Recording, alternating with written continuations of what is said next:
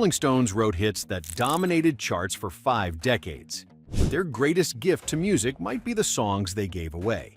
These 10 tracks launched careers, revived legends, and proved that Jagger and Richards wrote magic for voices beyond their own. Number 10. Out of Time by Chris Farlowe. Out of touch, my baby, my old-fashioned baby. Andrew Loog Oldham knew talent when he heard it. The Stones manager recruited Jagger to personally offer this track to powerhouse vocalist Chris Farlowe in 1966. Jagger produced the session himself, shaping the orchestral arrangement into something completely different from the Stones' demo. The goal was clear: give Farlowe a vehicle that matched his soaring vocal power. And it worked beyond anyone's expectations. The single shot straight to #1 on the UK singles chart on July 28, 1966. It remains one of the most celebrated Jagger-Richards compositions to top the British charts through another artist. While the Stones later released their own version as a single in 1975, Farlowe's original remained the definitive recording. They did not perform it live until June 2022, during their 60-tour opening concert. That's 56 years of letting Farlowe own the definitive moment.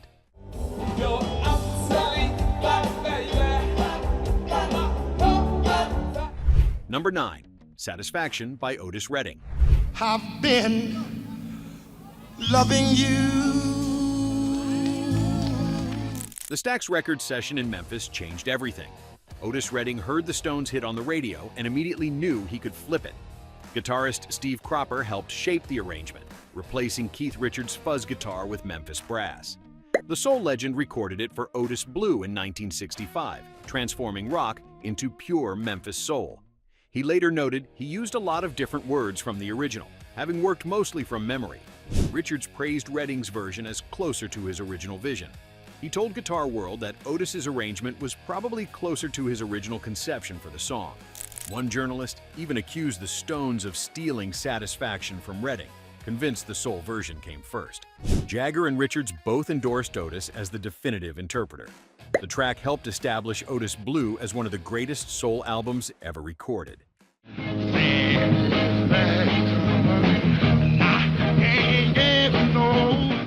Number 8. That Girl Belongs to Yesterday by Gene Pitney. That girl belongs to yesterday. The American crooner was already established when he met the Stones in 1963. But the melancholic ballad Jagger and Richards wrote for him opened new doors. Released in early 1964, it became the first Jagger-Richards composition to crack the American charts through another artist. The song hit number 7 on the UK singles chart and number 49 on the Billboard Hot 100. Pitney's smooth delivery made Teenage Heartbreak sound sophisticated. The success cemented Pitney's transatlantic appeal and proved British songwriters could write for American voices.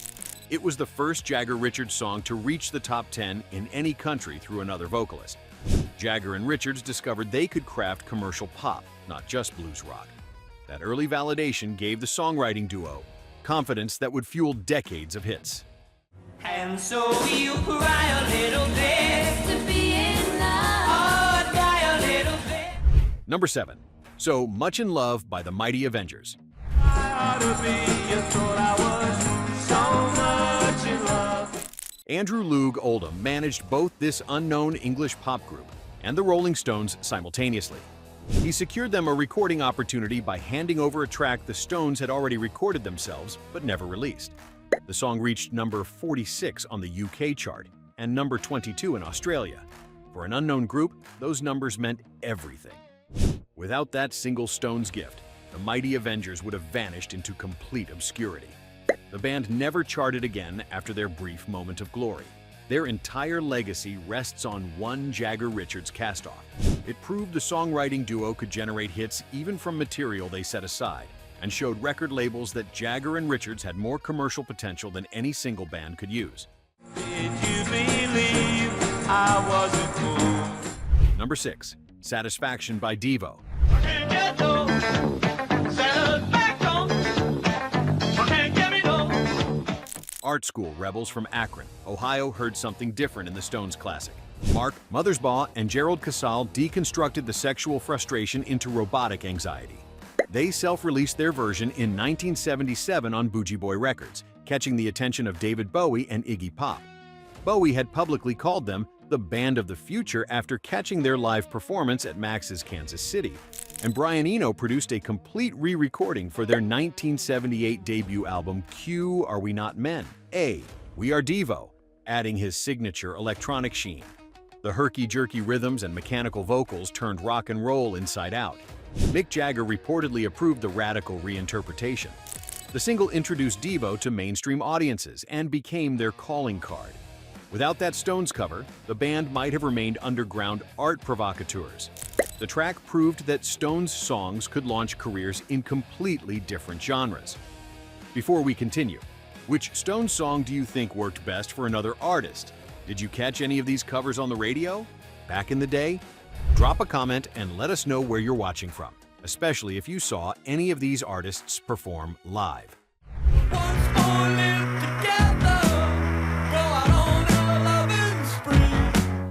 Number 5. Satisfaction and Jumpin' Jack Flash by Aretha Franklin.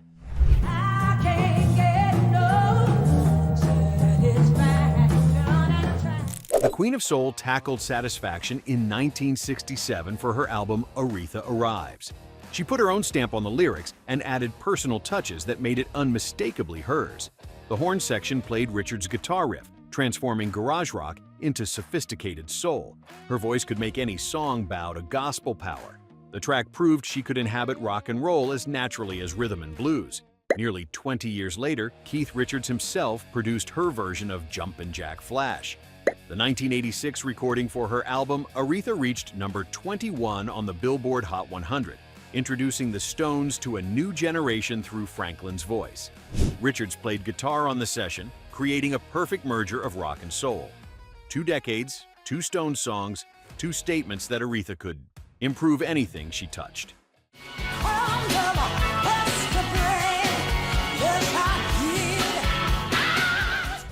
Number 4. As Tears Go By Marianne Faithfull. I sit and watch as tears go by. 17 years old and blonde as sunshine, she needed a song. Andrew Loog Oldham locked Jagger and Richards in a kitchen until they wrote one. As Richards recalled in his book, Life, Oldham demanded something gentle and commercial. The duo considered their melancholic creation too soft for the Stones, but Oldham recognized commercial gold and offered it to his new discovery. Released in June 1964, Faithfull's delicate voice made heartbreak sound innocent. The single soared to number 9 in the UK and reached number 22 on the Billboard Hot 100. Faithfull's debut launched her career and proved Jagger and Richards could write beyond blues. Richards later admitted the Stones would have laughed him off stage for bringing such a gentle song. The first composition they ever gave away became someone else's signature. Without Faithfull's voice proving their range, the duo might never have explored ballads again. It's not my security. Number 3. Ruby Tuesday by Melanie.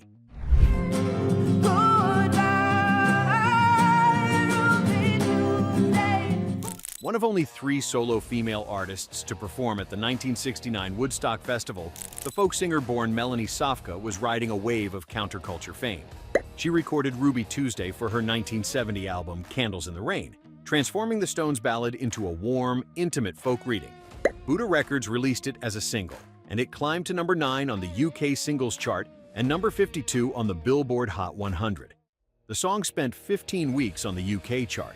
The cover helped solidify her reputation as a serious interpreter, not just a Woodstock novelty act. In 1972, Billboard named her Top Female Vocalist of the Year. Her version of Ruby Tuesday became one of her signature songs alongside Brand New Key, which hit number 1 earlier that same year. She passed away in January 2024 at age 76, remembered in obituaries as much for that Stones cover as for her own originals. I wish that I could find a good book to live in. Number 2. Tumbling Dice by Linda Ronstadt.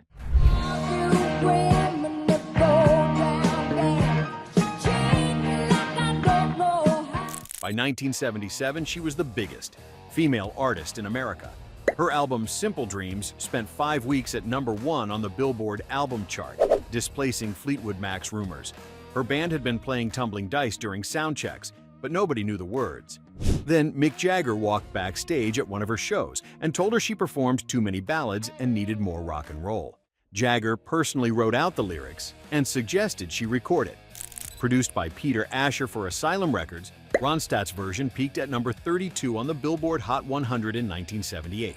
She even joined the Rolling Stones on stage in Tucson, Arizona on July 21, 1978 to perform it together.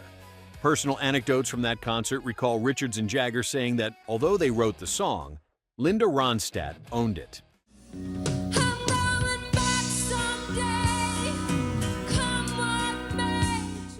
Number 1.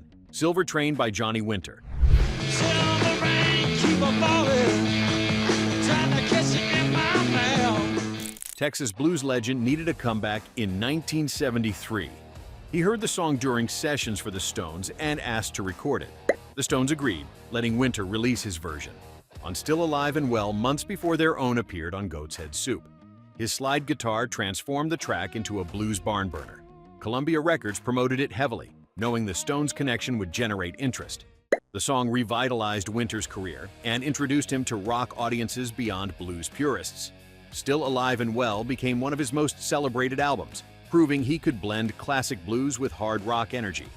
The gesture showed the Stones' deep respect for the blues elders who influenced them. Winter toured the song for years, always crediting Jagger and Richards for their generosity. Sometimes the greatest gift isn't keeping your best songs, but knowing who deserves them more.